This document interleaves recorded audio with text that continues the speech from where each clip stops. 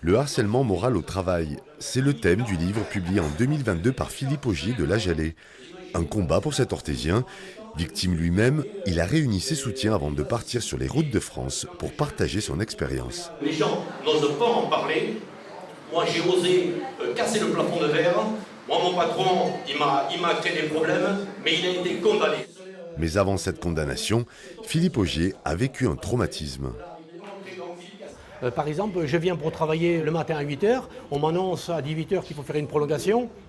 À 2 heures du matin, je suis encore au travail. Je repars à la maison pour mes 6 heures où je peux me reposer et 6 heures après, je reprends le travail. Voilà, des conditions de travail complètement dégradées, on ne sourit plus. Et puis après, donc, le mal s'accentue dans le corps.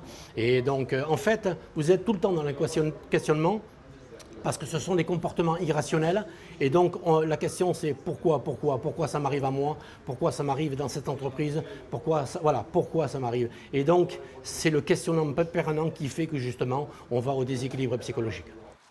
Retraité depuis 1 an, il a vendu sa maison et s'est installé dans ce camping-car. Dans quelques jours, il quittera le Béarn pour sillonner la France. Le but, alerter sur les risques du monde du travail et porter un message d'espoir. Je vais vous dire tout simplement qu'on se remet de tout simplement, et qu'on peut arriver à rebondir. La preuve, j'ai été victime, j'ai fait un burn-out, j'ai rebondi, j'ai pu être promu dans une autre entreprise. Donc il y a quelque chose après le mal-être au travail.